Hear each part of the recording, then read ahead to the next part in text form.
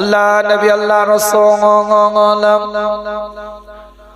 সাহাবে کرام হুজুরদের সাথে আলাপ আলোচনা করতে থাকে, সাহাবে کرام হুজুরদের সাথে কথাবার্তা বলতে থাকে। নবী মুহাম্মদুর রাসূলুল্লাহ সাল্লাল্লাহু আলাইহি ওয়াসাল্লাম হাদিসের মধ্যে এলান করে দেন, বুখারী শরীফটা খুলে দেখেন, মুসলিম শরীফটা খুলে দেখেন, আবু দাউদ শরীফটা খুলে দেখেন। আল্লাহ নবী আল্লাহর রাসূল এলান করে দিচ্ছে, পরিষ্কার করে লেখা আছে, মান সাল্লা সালাতানা ওয়াস্তাকবালা কিবলাতানা ওয়া আকালা যাবিহাতানা ফাযালিকাল মুসলিমুন আল্লাযী জিম্মাতু লিল্লাহ ওয়া জিম্মাতি রাসূলিহি ওয়ালা তুগফিরুল্লাহু ফি জিম্মাতিহি।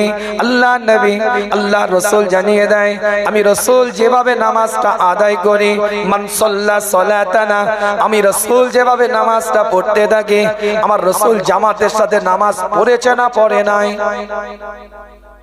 তাহলে আপনার আমার নামাজটা কেমন হবে, ঘরে না জামাতে? এই কথা বলেন না কেন? মসজিদে গিয়ে আমার রাসূল নামাজ পড়েছেন না পড়েন নাই? তাহলে আপনার আমার নামাজটা কেমন হবে? মান সাল্লা সালাতানা ওয়াস্তাকবালা কিবলাতানা, আমি নবী আমি রাসূল যেই দিকে ফিরে নামাজটা আদায় করেছি, আগে বাইতুল মুকাদ্দাসের দিকে নামাজ হতো, পরে বাইতুল্লাহর দিকে যখন চেহারাটা করে নিল, অনেক বড় আয়াত দিকে যাব না, সংক্ষেপ কথা আপনাদের খিদমতে আমার রাসূল জানিয়ে দেয়, ওয়া আকালা যাবিহাতানা, আমি নবী যেগুলোকে হালাল বস্তু হিসাবে ভক্ষণ করি, সেইগুলোকে যারা কেনা হালাল বস্তু হিসাবে ভক্ষণ করে, ফাযালিকাল মুসলিমুন, তারা নিজেদেরকে মুসলমান বলে দাবি করতে পারে। জোরে বলে, সকলে মিলে বলে, আল্লাযী জিম্মাতু লিল্লাহ, আমার রাসূল জানিয়ে দেন, খোদ আল্লাহ তাদের জিম্মাদারের দায়িত্ব নিয়ে নেয়, ওয়াজিম্মাতি রাসূলিহি, এবং আমার রাসূল তাদের জিম্মাদারের দায়িত্বটা নিয়ে নেয়। অন্য আয়াতের মধ্যে আল্লাহ পাক জানিয়ে দিচ্ছে, কোরআন শরীফ 41 নম্বর সূরা, এই সূরাটাকে সূরাতুল ফুসসিলাত বলে, সূরাতুল হামিমও বলা হয়। এই আয়াতের মধ্যে 31 নম্বর আয়াতে আল্লাহ জানিয়ে দেয়, নাহনু আউলিয়াউকুম ফিল হায়াতিদ দুনিয়া ওয়া ফিল আখিরাহ ওয়া লাকুম ফিহা মা তাশতাহি আনফুসুকুম ওয়া লাকুম ফিহা মা তাদউন। আমি বলি না, কোরআন জানিয়ে দেয়, আমি আল্লাহ তাদের দুনিয়াতে হেফাজতের দায়িত্ব নিই, আখিরাতেও তাদের হেফাজতের দায়িত্বটা নিয়ে নিই। কিতাবটা খুলে রাখেন, দুনিয়াতে কেমন হেফাজতের দায়িত্বটা নেয় একটুখানি বোঝার চেষ্টা করেন।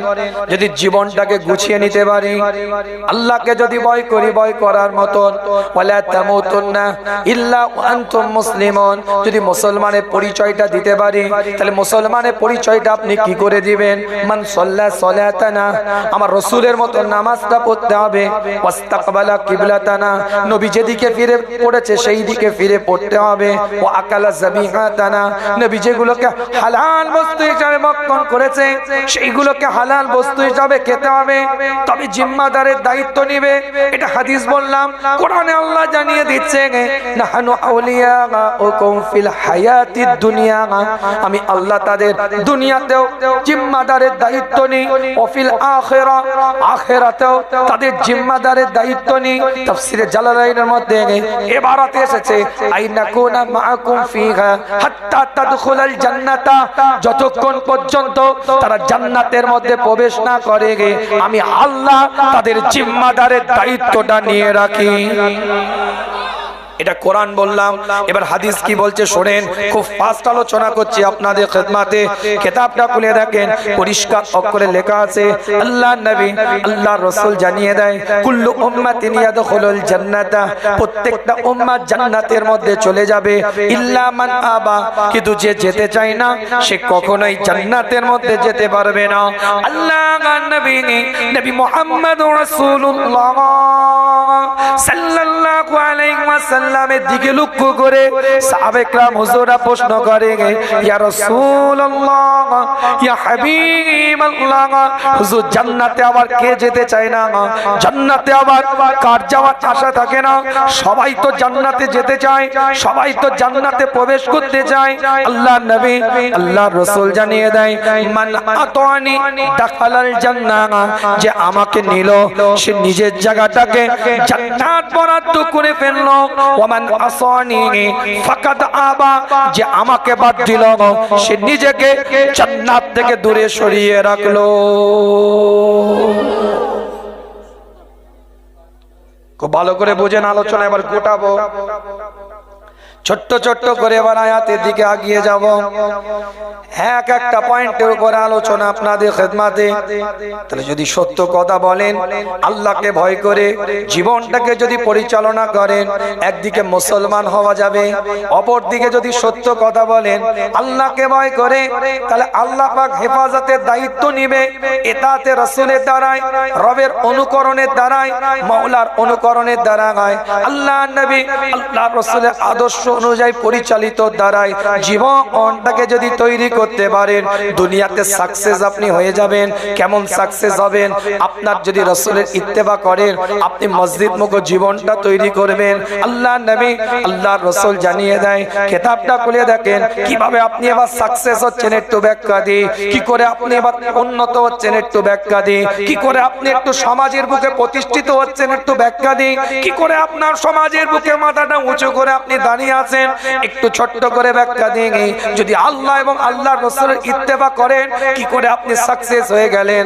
আল্লাহর নবী আল্লাহর রাসূল জানিয়ে দেয়, কিতাবটা খুলে দেখেন, সাহাবায়ে কেরাম হুজুরদের দিকে লক্ষ্য করে ইমাম বুখারী হাদিসটাকে রওয়ায়াত করে, আমার নবী নবী মুহাম্মদ রাসূলুল্লাহ সাল্লাল্লাহু আলাইহি ওয়াসাল্লাম এলান করে দেয়, পরিষ্কার করে লেখা আছে, তোমাদের বাড়ির সামনে যদি কোন একটা পুকুর থাকে, যদি কোন একটা জলাশয় থাকে, ওই পুকুরের মধ্যে, ওই জলাশয়ের মধ্যে যদি কেউ ডেলি 5 বার নিজের শরীরটাকে ধৌত করে, তার শরীরের মধ্যে কি কোনো ময়লা থাকে? আল্লাহর নবী আল্লাহর রাসূলের সাহাবারা বলে, হুজুর ডেলি 5 বার শরীরটাকে ধৌত করলে তার শরীরের মধ্যে কোনো ময়লা, কোনো দুর্গন্ধ থাকতে পারে না। আল্লাহর নবী জানিয়ে দেয়, ওই রকম আল্লাহ পাকের কোন বান্দা ডেলি 5 বার যদি নামাজটা জামাতের সহিত আদায় করে, আমার আল্লাহ তার শরীরের মধ্যে কোনো গুনাহ রাখতে পারে না। তুই জোরে বল। তাহলে আপনি সাকসেস তো? এই কথা বলেন না কেন? আপনি সাকসেস তো? কিতাবটা খুলে দেখেন, নবী মুহাম্মদুর রাসূলুল্লাহ সাল্লাল্লাহু আলাইহি ওয়াসাল্লাম জানিয়ে দেয়, হুজুর আমার শীতকালের সকাল বেলায় একটা গাছের ডালকে নিয়ে এভাবে নাড়াচ্ছেন, একটু ঠান্ডা ঠান্ডা সময়। আল্লাহর নবী নবী মুহাম্মদুর রাসূলুল্লাহ সাল্লাল্লাহু আলাইহি ওয়াসাল্লামের হাতের আঘাতে হাতটা নাড়াবার কারণে গাছের পাতাগুলো জমিনে পড়তে থাকে। আল্লাহর নবী আল্লাহর রাসূল হযরত আবু যার গিফারির দিকে লক্ষ্য করে বলে, এই হাদিসটা riwayat করেছে আবু হুরায়রা রাদিয়াল্লাহু তাআলা আনহু। হযরত আবু যার গিফারির দিকে লক্ষ্য করে রাসূল এলান করে, এই গাছের ডাল থেকে পাতাগুলো কিভাবে জমিনে পড়ে কি তুমি লক্ষ্য করো। আল্লাহ নবী আল্লাহ রাসূলের সাহাবা হযরত আবু যর গিফারি বলে, হুজুর লক্ষ্য তো করি গাছের পাতাগুলো জমিনে পড়ে, কিন্তু হুজুর আপনি কি বলেন তা তো বুঝতে পারি না। এর দ্বারাই আল্লাহ নবী আল্লাহর রাসূল জানিয়ে দেয়, গাছের পাতাগুলো যেভাবে জমিনের মধ্যে নিক্ষেপ হতে থাকে, জমিনের মধ্যে যেভাবে পড়তে থাকে, আমার আল্লাহ কোন 5 ওয়াক্ত নামাজীর জীবনের গুনাহগুলোকে এইভাবে দুনিয়ার জমিনে আমার আল্লাহ ফেলে দিতে থাকে। জোরে বলবেন, চিৎকার দিয়ে বলা যাবে না। কিতাবটা খুলে দেখেন, নবী মুহাম্মদুর রাসূলুল্লাহ সাল্লাল্লাহু আলাইহি ওয়াসাল্লাম ফজরের নামাজটা আদায় করেছে। আল্লাহর নবী আল্লাহর রাসূলের সাহাবারা হুজুরের পিছনে ফজরের নামাজ আদায় করেছেন।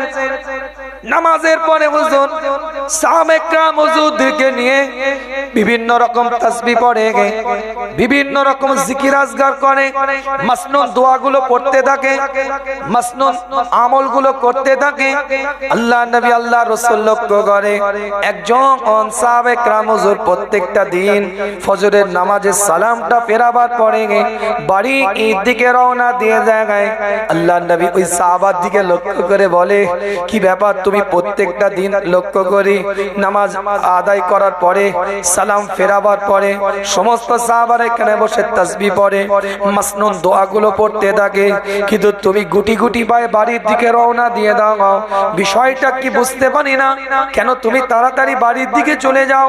আল্লাহর নবী আল্লাহর রাসূলের সাহাবা ওই সময় হুজুরের দিকে লক্ষ্য করে বলে, ইয়া রাসূলুল্লাহ, ইয়া হাবিবাল্লাহ, আমারও মনটা চায় আমি আপনার সাথে বসে একটু জিকির করি, একটু তাসবিহ পড়ি। ফাইজা ফারাগতা ফানসাব ওয়া ইলা রাব্বিকা ফারগাব। নবী একটু আপনার সাথে বসে বসে তাসবিহ পড়ি, একটু আপনার সাথে বসে বসে মাসনুন দোয়াগুলো পড়ি, আমারও মনটা চায়, আমারও ইচ্ছা হয়, কিন্তু হুজুর আমি বাড়িতে আমার স্ত্রীকে একটা গর্তের মধ্যে রেখে দিয়ে এসেছি, ওই গর্তের মধ্যে সে আশ্রয় নিয়ে থাকে। আমি আপনার পিছনে জামাতে নামাজ আদায় করার পরে আপনাকে ইক্তেদা করে ফজরের নামাজটা আদায় করার পরে আমি তাড়াতাড়ি বাড়ির দিকে যাই, আমি নিজে গর্তের মধ্যে চলে যাই, আমার পোশাকটাকে খুলে আমার স্ত্রীকে আমি দিয়ে দিই, আমার স্ত্রী ওই গর্তের ভিতর থেকে পোশাকটা পরে নিজের ফজরের নামাজটা আদায় করে। ইয়া রাসূলুল্লাহ, ইয়া হাবিবাল্লাহ, হুজুর একটাই মাত্র পোশাক নিয়ে আপনার পিছনে জামাতের সাথে নামাজ পড়ার জন্য মসজিদে নববীতে এসে দাঁড়িয়ে থাকি। আর আমাদের তো কুলুর অভাব নেই, আমাদের গাফলতির অভাব নেই। একটা পোশাক স্ত্রী গর্তের মধ্যে থাকে, হুজুরের পিছনে গিয়ে নামাজ আদায় করে, একটাই ভালো পোশাক, সেই পোশাকটা খুলে স্ত্রীকে দেয়, স্ত্রী গর্তের থেকে উঠে নামাজ আদায় করে। এইভাবে মসজিদে গিয়ে জামাত নামাজ পড়েছে। ইসলাম রেডিমেড আইটেমের মতো আপনার বাড়িতে এসে পৌঁছায়নি। পার্সেল আইটেম যেমন ডেলিভারি বয় এসে আওয়াজ দিচ্ছে, কলিং বেল টিপছে, ডেলিভারি বয়কে পয়সা দিচ্ছেন, আইটেম পেয়ে যাচ্ছেন অনলাইন মার্কেটিং। ইসলাম এভাবে আপনার বাড়িতে আসে, এক একটা স্টেপে সাহাবাদের রক্তের ফোঁটা জড়িয়ে আছে। কথা বুঝতে পারছে? মাথায় টুপি পরে নিয়েছি, মাশাআল্লাহ, মুসলমান মুসলমান লাগছে, আলহামদুলিল্লাহ ভালো। মুখে দাড়ি আছে, আলহামদুলিল্লাহ মুসলমান মুসলমান লাগছে। গায়ে পাঞ্জাবি আছে, মাশাআল্লাহ, ইমানদার ইমানদার লাগছে। ইমানদার লাগা আর ইমানদার হওয়া আসমান আর জমিন পার্থক্য। মুসলমান সাজা আর মুসলমান হওয়া আসমান আর জমিন।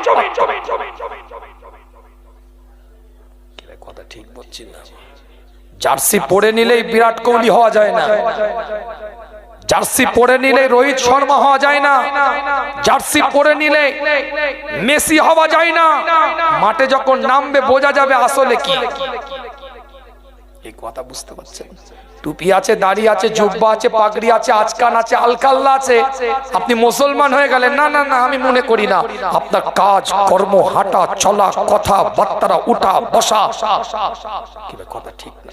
এটার সাথে তো মিল থাকতে হবে, মুসলমানিত্বের পরিচয়ের সাথে তো মিল থাকতে হবে নাকি না ভাই? ভুল বলছি ভাই? আমার কথা রাগ করছেন নাকি? আমার কথা যদি অযুক্তি হয় আপনি বলেন। আপনি যে প্লেয়ার, আমি যে প্লেয়ার, ও তো ব্যাট ধরার স্টাইল দেখলে বোঝা যাবে যে আমি আগে খেলতাম কিনা। কি ভাই কথা ঠিক না? আল্লাহ পাক সকলকে কবুল করেন। হাত জোর করে বলি, এতে যদি খুশি না হন, আপনার পীরের আওলাদ আপনাদের পায়ে ধরে বলে যাচ্ছি ভাই, যুবকদের পায়ে ধরে বলছি ভাই, মসজিদ মুখ জীবন তৈরি কর। আমার বিষয় তো এটাই, উন্নয়ন মসজিদের করো নিজের সেজদাটা দিয়ে, উন্নয়ন মসজিদের করো নিজের রুকুটা দিয়ে, উন্নয়ন মসজিদের করো নিজের গুটি গুটি পায়ে মসজিদে বসে আত্তাহিয়াত পড়ে, দরুদ ইব্রাহিম পড়ে, রবকে সেজদা দিয়ে সুবহান রাব্বিল আলা দাঁড়ায়। তোমার কেরাম, তোমার পাড়া, তোমার মহল্লার মসজিদের উন্নয়ন তোমাকে করতে হবে। কি ভাই কথা ঠিক বললাম না? থাক, ও যা দরকার হবে এসে বসবে। আল্লাহ পাক সকলকে কবুল করেন। সকলে বলেন আমিন। একটু জোরে বলা যাবে আমিন? চিৎকার দিয়ে বলা যাবে আমিন? কলিজা দিয়ে বলা যাবে আমিন? মসজিদের মুখ জীবন তৈরি করে। কিতাবটা খুলে দেখেন, আমি বলি না, কোরআন জানিয়ে দেয়। সূরাতুল মুলকটা খুলে দেখেন, কোরআন শরীফ 67 নম্বর সূরা 12 নম্বর আয়াত। আমার আল্লাহ, আমার মাওলা, আমার পরওয়ারদিগার জানিয়ে দেয়, পরিষ্কার অক্ষরে লেখা আছে, যারা নিশ্চয় ইন্নাল্লাযীনা ইয়াখশাউনা রাব্বাহুম বিল গায়বি। আল্লাহ নিজে বলছে, ইন্না এখানে হরফে মুশাব্বা বিল ফেল, ইন্না আন্না কান্না লাকিন্না লাইতা আল্লাহ। আরবি গ্রামাটিক্যাল নুসরফের নিয়ম অনুযায়ী যারা আলেম আছে তারা বুঝতে পারবেন, যদি কোন সেন্টেন্সের আরবির পূর্বে 6টা শব্দ আসে, গোটা সেন্টেন্সটাকে তাকিদ সূচক বাক্য বানিয়ে দেয়। আমার আল্লাহ, আমার মাওলা, আমার পরওয়ারদিগার জানিয়ে দেয়, ইন্নাল্লাযীনা ইয়াখশাউনা রাব্বাহুম বিল গায়বি, নিশ্চয় যারা আল্লাহকে না দেখে ভয় করলো, লাহুম মাগফিরাতুন ওয়া আজরুন কাবীর। আমার আল্লাহ, আমার আল্লাহ, আমার মাওলা কতটা বান্দাকে ভালোবাসে চিন্তা করেন, কতটা আপনাকে মহব্বত করে চিন্তা করেন। ডাইরেক্ট আল্লাহ কোরআনে বলছে, নিশ্চয় ইন্নাল্লাযীনা ইয়াখশাউনা রাব্বাহুম বিল গায়বি, নিশ্চয় যারা আমাকে দেখলো না, আমাকে ভয় করলো, আমাকে না দেখে আমাকে ভয় করলো, আমি আল্লাহ এই ভয় করার কারণে তাদেরকে মাফ করে দিলাম। লাহুম মাগফিরাতুন ওয়া আজরুন কাবীর, আমি আল্লাহ তাদেরকে উত্তম বড় প্রতিদান দান করে দিলাম। কোন আমল বলেনি, আল্লাহ বলছে আমাকে না দেখে ভয় করলো, আমি আল্লাহ তাদেরকে আজরুন কবীর করে দিলাম, বড় প্রতিদান দিলাম, আমি আল্লাহ তাদেরকে মাফ করে দিলাম। অন্য আয়াতের মধ্যে আল্লাহ পাক জানিয়ে দেয়, না বানোয়াটি আলোচনা আপনাদের খেদমতে নয়, কোন রবের দরবারে আপনাকে সিজদা দিতে বলছি, কোন মাওলার দরবারে আপনাকে ফিরে আসতে বলছি, কোন খোদার দরবারে এসে আপনাকে মাথাটা নত করতে হবে, কোন রবকে সন্তুষ্ট করার জন্য রবের দরবারে দাঁড়াতে হবে। কিতাবটা খুলে দেখেন, পরিষ্কার অক্ষরে লেখা আছে, আমার আল্লাহর নবী ইমামতির দায়িত্ব পালন করছে, আল্লাহর রাসূল ইমামত জায়গায় দাঁড়িয়ে আছে, নবী মুহাম্মদুর রাসূলুল্লাহ সাল্লাল্লাহু আলাইহি ওয়াসাল্লাম, আল্লাহর নবী, আল্লাহর রাসূল রব্বানা লাকাল হামদ বলেছে, পিছন দিক থেকে সাহাবারা রব সামি আল্লাহু লিমান হামিদা বলেছে, পিছন দিক থেকে সাহাবায়ে কেরাম হুজুররা রব্বানা লাকাল হামদ বলে চিৎকারটা দিয়েছে। একজন সাহাবায়ে কেরাম হুজুর বলেছে হামদান কাসীরান তাইয়িবান মুবারাকান ফি। আমি বলি না, কোরআন জানিয়ে দেয় আমার নবী সালামটা ফেরাবার পরে সাহাবায়ে কেরাম হুজুরদের দিকে লক্ষ্য করে বলে, অতিরিক্ত দোয়াটা কে পড়লো, অতিরিক্ত দোয়াটাকে আমল করলো, হামদান কাসীরান তাইয়িবান মুবারাকান ফি। এই দোয়াটা কে পড়লো? আল্লাহ নবীর দরবারে মসজিদের নববীর মধ্যে সাহাবায়ে কেরাম হুজুর উঠে দাঁড়িয়ে বলে, ইয়া রাসূলুল্লাহ, ইয়া হাবিবাল্লাহ, হুজুর আমি এই দোয়াটা পড়েছি। আল্লাহ নবী আল্লাহর রাসূল জানিয়ে দেয়, শোনো, আমি যখন সামি আল্লাহু লিমান হামিদা বললাম, সবাই তখন রব্বানা লাকাল হামদ বলেছে, একমাত্র তুমি হামদান কাসীরান তাইয়িবান মুবারাকান ফি বলেছো। আমার আল্লাহ নবী জানিয়ে দেয়, তুমি যখন এই দোয়াটা পড়েছো, আল্লাহ পাকের অসংখ্য অগণিত ফেরেশতারা রবের দরবারে তোমার এই দোয়াটা নিয়ে যাওয়ার জন্য একে অপরের মধ্যে প্রতিযোগিতা করছিল। তুমি যখন এই দোয়াটা পড়েছো, রবের দরবারে এই দোয়াটা নিয়ে যাওয়ার জন্য একে অপরের মধ্যে প্রতিযোগিতা করছিল। বিদায় নেব আপনাদের খেদমত থেকে। আলোচনা একটা জায়গায়, মসজিদটাকে আবাদ করেন, মসজিদে একটু যান, একটু সিজদাটা দেন। যুবক আপনার পায়ে ধরে বলি, একটু মসজিদে গিয়ে একটু দাঁড়িয়ে যান, একটু রবের দরবারে সিজদাটাই আপনি করে যান। আপনার সিজদাটার দাম আছে। বান্দা যখন সিজদায় পড়ে যায়, বান্দা যখন মাথা দেখে নত করে দেয়, আল্লাহ বান্দার প্রতি দাবি রাখে। কিন্তু বান্দা যখন সিজদার মধ্যে চলে যায়, আমার আল্লাহর বান্দার প্রতি কোনো দাবি রাখে না। তামাম পৃথিবীর যত হালাল বস্তু আছে সব জায়গায় যদি এক জায়গায় আপনি করেন, তামাম পৃথিবীর সমস্ত হালাল খাবার বস্তু যদি এক জায়গায় করে আপনি মেহমানদারি করেন, আপনি মানুষকে খাওয়ান, আপনি সুন্দর করে খাওয়াতে থাকেন, তামাম পৃথিবীর সমস্ত হালাল বস্তুকে এক জায়গায় করে আপনি যদি মেহমানদারি করেন, মনে রাখবেন আপনার ঈমানের সাথে একটা সিজদা দেওয়ার সমতুল্য সওয়াব হবে না। জোরে বলবে, চিৎকার দিয়ে বলা যাবে না। কিতাবটা খুলে দেখেন, পৃথিবীর প্রথম মসজিদ হচ্ছে মসজিদে কুবা। আলোচনা তো মসজিদের উপরে নাকি? মসজিদ আবাদ করেন, মসজিদে যান, এই ব্যাপারেই তাগিদ। পৃথিবীর প্রথম মসজিদ হচ্ছে মসজিদে কুবা। ইসলামিক প্রথম মসজিদ হচ্ছে, রাসূলের যুগের সর্বপ্রথম মসজিদ হচ্ছে মসজিদে কুবা। আল্লাহর নবী মুহাম্মদুর রাসূলুল্লাহ সাল্লাল্লাহু আলাইহি ওয়াসাল্লাম জানিয়ে দেয়, এই মসজিদে কুবার মধ্যে আল্লাহ পাকের কোন বান্দা, আল্লাহ পাকের কোন বান্দি যদি মসজিদে কুবার মধ্যে বাড়ি থেকে পবিত্রতা অর্জন করে, বাড়ি থেকে উযু গোসল করার পরে পবিত্রতা অর্জন করার পরে মসজিদে কুবাতে এসে যদি 2 রাকাত নফল নামাজ আদায় করে, আমার রাসূল এলান করে দেয় একটা উমরা হজের সওয়াব আল্লাহ দান করে দিবে। ইসলামের প্রথম মসজিদ মসজিদে কুবা। এর পরে হচ্ছে ইসলামের প্রথম জুমা মসজিদ মসজিদে জুমা। যারা মদিনাতুল মুনাওয়ারায় গেছেন, আসমাকে গিয়ে উমরায় গিয়ে জিয়ারা হয়, মদিনা শরীফটা ঘোরায়, মদিনাতুল মুনাওয়ারাটাকে ঘোরায়, এই জিয়ারার মধ্যে মসজিদে জুমা আছে। প্রথম রাসূল জুমার খুতবা ওই মসজিদ থেকে দিয়েছিলেন। মদিনাতুল মুনাওয়ারায় মসজিদে জুমা থেকে হুজুর প্রথম জুমা প্রতিষ্ঠিত করেছিলেন। তারপরের মসজিদ হচ্ছে মসজিদে নববী। প্রথমে মসজিদে কুবা, তারপরে মসজিদে জুমা, তারপরে মসজিদে নববী। আল্লাহ নবী মসজিদে নববীতে ইমামতির দায়িত্ব পালন করে। হুজুর যখন মসজিদে কুবা থেকে চলে আসলেন মসজিদে নববীতে, হুজুর এখানে ইমামতি করছেন, কিন্তু মসজিদে কুবাতে একজন ইমামতির জন্য পাঠিয়েছেন সাহাবাকে। ওই জায়গায় ইমামতির দায়িত্ব পালন করে। বুখারী বলি, মুসলিম বলি, আবু দাউদ বলছি, তিরমিজি বলছি, কোন ছোটি কিতাবের গল্প নয়।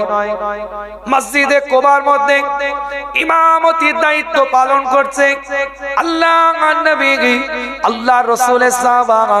কিন্তু ওই সাহাবায়ে কেরাম হুজুর প্রত্যেকটা ওয়াক্তে যখন নামাজ আদায় করে রুকুতে যাওয়ার আগে একবার না একবার সূরাতুল ইখলাসটাকে তেলাওয়াত করে। অন্য যদি একটা কেরাত মিলায়, কিন্তু সূরা ইখলাস ছাড়া রুকু করে না। কথা বুঝতে পারছেন? সাহাবায়ে কেরাম হুজুরদের মনের মধ্যে একটা খটকা লাগলো। ওই যুগের ওটা নতুনত্ব যে প্রত্যেক রেকাতে সূরা ইখলাস পড়ছে, প্রত্যেক রেকাতে একই সূরা পড়ছে। অন্য যদি কেরাত মেলায়, কিন্তু সূরা ইখলাস ছাড়া নামাজে রুকু করে না। বুখারী বলছি, কোন ছোটি কিতাবের গল্প বলছি না। আল্লাহ নবী আল্লাহর রাসূলের কাছে গিয়ে বলি, ইয়া রাসূলুল্লাহ, ইয়া হাবিবাল্লাহ, হুজুর আপনি যাকে মসজিদে কুবার দায়িত্ব দিয়েছিলেন ইমামতি করার, সেই সাহাবায়ে কেরাম হুজুর প্রত্যেকটা রাকাতে রুকুতে যাওয়ার আগে একবার না একবার সূরাতুল ইখলাসটাকে তেলাওয়াত করে। অন্য যদি কেরাত মিলায়, কিন্তু সূরা ইখলাস ছাড়া রুকুতে যায় না। আল্লাহ নবী আল্লাহর রাসূল সাহাবাকে ডাকলেন। সাহাবায়ে কেরাম হুজুরের দিকে লক্ষ্য করে প্রশ্ন করলেন, কি ব্যাপার, তুমি প্রত্যেকটা রাকাতে কেন সূরাতুল ইখলাসটা তেলাওয়াত করো? আল্লাহ নবী আল্লাহর রাসূলের সাহাবা হুজুরের দিকে লক্ষ্য করে বলে, ইয়া রাসূলুল্লাহ, ইয়া হাবিবাল্লাহ, হুজুর বেয়াদবি ক্ষমা করবেন, আমার মনের মধ্যে একটা গাওয়া দেয়, আমার মনের মধ্যে একটা জিনিস একটা বারবার প্রশ্ন করে যে আমি যে আল্লাহর ইবাদত করি, যে আল্লাহর দরবারে রুকু করব, যে আল্লাহর দরবারে সিজদা করব, সেই রবের ঘটনা, সেই রবের কথা, সেই রবের ডেফিনেশন, সেই রবের সংজ্ঞা আমার আল্লাহ 114টা সূরার মধ্যে একটা সূরার মধ্যে আমার আল্লাহ আমার মাওলা আমার পরওয়ারদিগার পুরোপুরি সম্পূর্ণ আয়াতের মধ্যে তার ওয়াহদানিয়তে জিকির করেছে, তার একত্ববাদের জিকির করেছে, তার এক হওয়ার জিকির করেছে। সে রবের ওয়াহদানিয়তে জিকির যে সূরার মধ্যে আছে, সেই সূরাটা না পড়ে আমার মনটা ঘাবড়ায় যে রবকে কি করে সিজদা দিই, রবকে কি করে রুকু করি। আল্লাহ নবী আল্লাহর রাসূল এই সূরাতুল ইখলাসের প্রতি মহব্বত লক্ষ্য করে হুজুর সেই দিনে চিৎকার আওয়াজ দিয়ে জানিয়েছিল, এই সাহাবাকে আমার আল্লাহ সূরাতুল ইখলাসের ওসিলায় বিনা হিসাবে জান্নাতি বানিয়ে দিবে।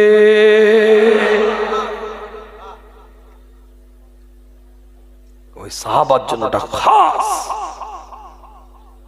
কত বড় নিয়ামত চিন্তা করেন। কিতাবটা খুলে দেখেন, আল্লাহ নবী মুহাম্মদুর রাসূলুল্লাহ সাল্লাল্লাহু আলাইহি ওয়াসাল্লাম এলান করে দেন, আমি বলি না, কোরআন জানিয়ে দেয় তার ভাষার মধ্যে দিয়ে। হুজুর শুনিয়ে দিচ্ছে কোরআনের কথাটাকে। সূরাতুল আল ইমরান শেষ কথা বলে আপনাদের খিদমত থেকে বিদায় নেব। 3 নাম্বার সূরা 135 নাম্বার আয়াত সূরাতুল আল ইমরানের বিদায় নেব আপনাদের খিদমত থেকে। সূরাতুল ইমরানের 96 নাম্বার আয়াত দিয়ে শুরু করেছিলাম, সূরাতুল ইমরানের 135 নাম্বার আয়াতটা দিয়ে শেষ করে দিয়ে বিদায় নিয়ে আপনাদের কাছ থেকে।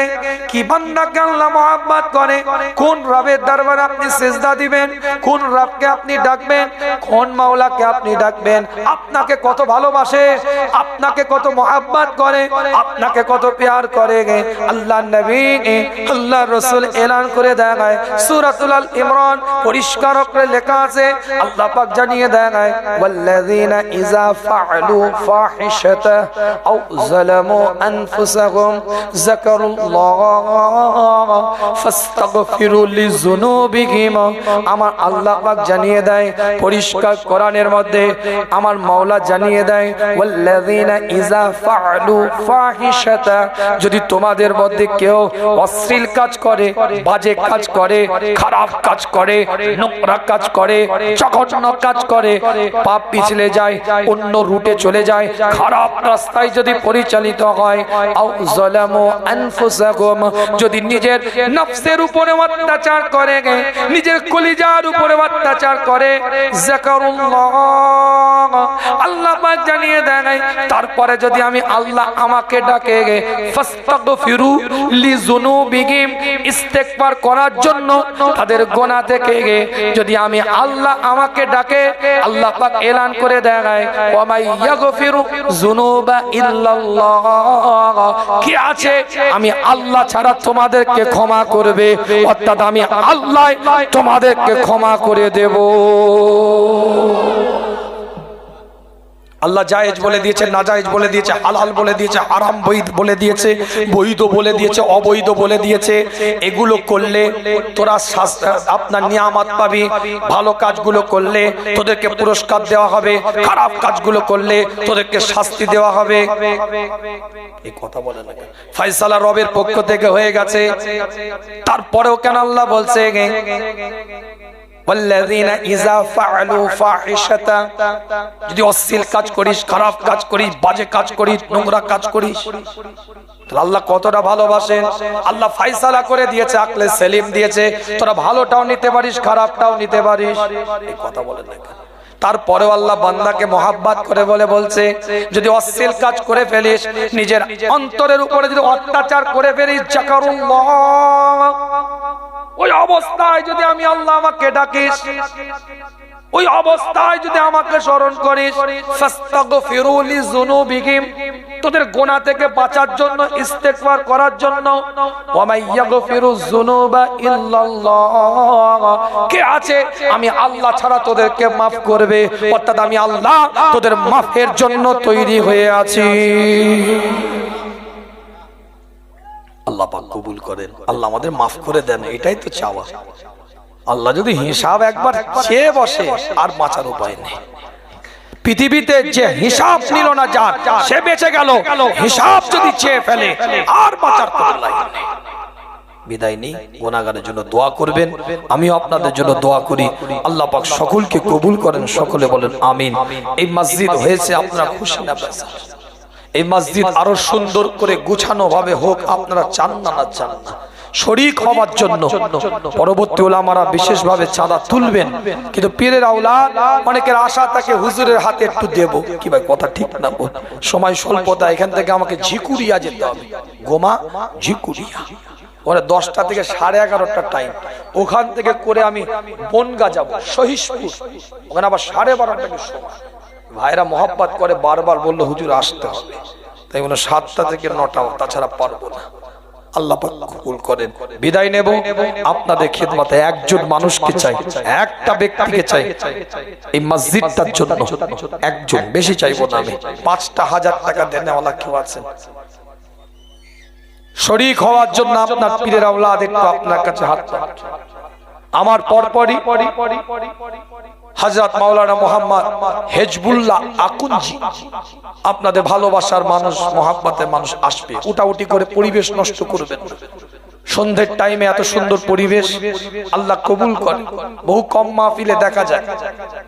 আল্লাহ পাক নিয়ামত দেন। পর্দার আলে বহু মা বোনেরা আছে, হাত জোড় করে বলবো 5 ওয়াক্ত নামাজ পড়বেন, রমাদান মাসে রোজা রাখবেন, স্বামীর খেদমত করবেন, নিজের আবরুকে হেফাজত করবেন। জান্নাতের 8টা দরজা আল্লাহ খুলে দিবে। জোরে বলেন। একটা মানুষ হাত তুলে বলে হুজুর আমি 5টা 1000 টাকা দেব, নগদ না হলেও পরে দিবে, আস্তে আস্তে দিবে। একটু দোয়া করি আপনাদের জন্য, একটু ফরিয়াদ করি। একজন একটু হাত তোলা যাবে না? 5000 টাকা দেনেওয়ালা একজন, একটু হাত তোলা যাবে না? একটা মানুষ। আল্লাহ নবী আল্লাহ রাসূল হযরতে বেলালের দিকে লক্ষ্য করে বলে, কোন বেলাল? আমার নবীর সব থেকে গরিব সাহাবা, কেবল মাত্র একটা 70 টাকার মতন কাপড়। সেই বেলালের দিকে লক্ষ্য করে আমার রাসূল এলান করে, বেলাল তুমি আল্লাহর রাস্তায় দান করো। একজন হাত তুলেন, আমি দোয়া করব মুসাফির হালাতে একটু দোয়া তাদের জন্য। একজন একটু 5,000 টাকা নেই, আচ্ছা 3,000 টাকা একজন একটু হাত তুলে, 3,000 টাকা আল্লাহ কবুল করবে। আটুরিয়া এলাকার মানুষ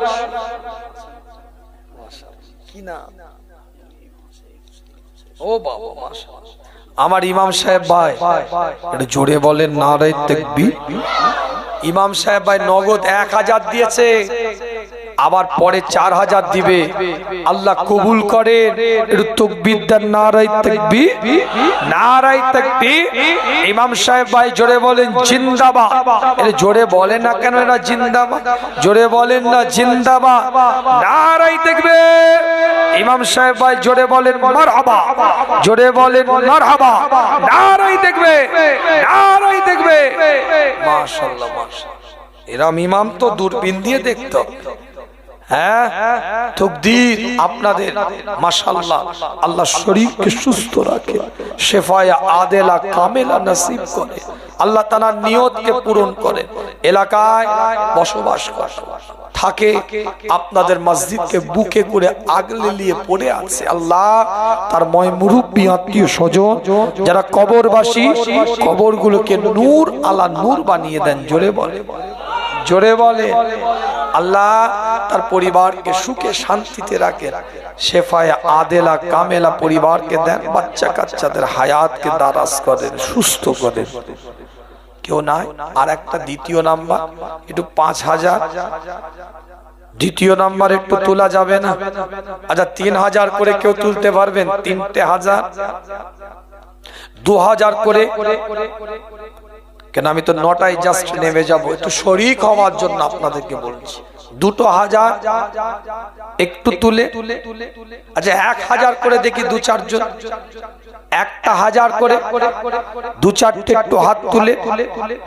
মাশাআল্লাহ আমার ভাই কি না আমার শহীদুল ইসলাম ভাই 1,000 টাকা তাকবীর দেন, নারে তাকবীর। শহীদুল ইসলাম ভাই জোরে বলেন জিন্দাবাদ। এ জোরে বলে না কেন এরা জিন্দাবাদ? জোরে বলেন জিন্দাবাদ, নারে তাকবীর, নারে তাকবীর। শহীদুল ইসলাম ভাই জোরে বলেন মারহাবা, জোরে বলে না কেন বলেন তো মারহাবা, নারে তাকবীর।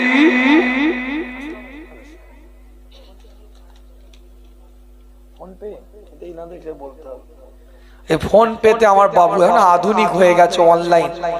এরপর থেকে বারকোড নিয়ে নিবে, কেন অ্যাকাউন্ট মসজিদে বারকোড থাকবে, স্ক্যানিং করে দিয়ে দিবে কি না? আমার শাহনওয়াজ ভাই আল্লাহ কবুল করে, ওনার দাদুর নামে, তোমার দাদুর নামে দাদু আর বুবু মানে ফুপু, দাদু আর দাদু আর ফুপু, দাদি আছে দাদি, দাদু দাদির নামে পোতা ছেলে আল্লাহ কবুল করে। ঘরের আলো বাতি 5,000 টাকা দিবে আমার শাহনওয়াজ ভাই, আমার বাচ্চা ছেলে আল্লাহ কবুল করেন। সকলে বলেন আমিন, জোরে বলেন আমিন, নারে তাকবীর। শাহনওয়াজ ভাই জোরে বলেন জিন্দাবাদ, জোরে বলে না কেন এরা জিন্দাবাদ, নারে তাকবীর। এরাবে আল্লাহ তার দাদা জানের জন্য, তার দাদি জানের জন্য যুবক ছেলে থাকতে পারে না, 5,000 টাকা ঘরের বাতি, ঘরের আলো, তাদের পরিবারের একজন সুখে শান্তিতে বসবাস করার সুযোগ করে দাও।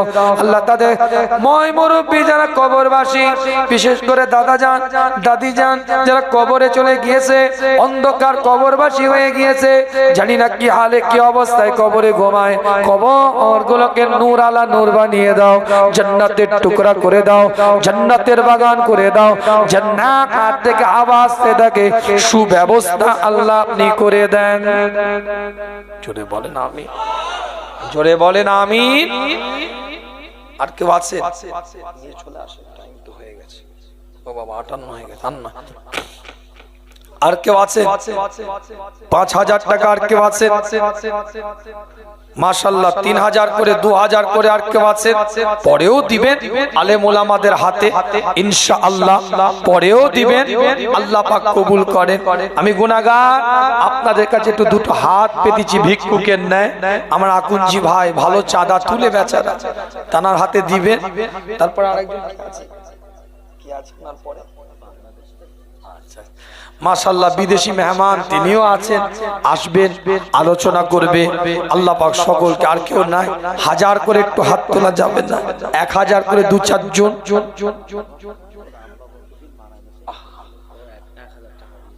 আল্লাহ পাক কবুল করে। একটু তাকবীর দেন, নারে তাকবীর।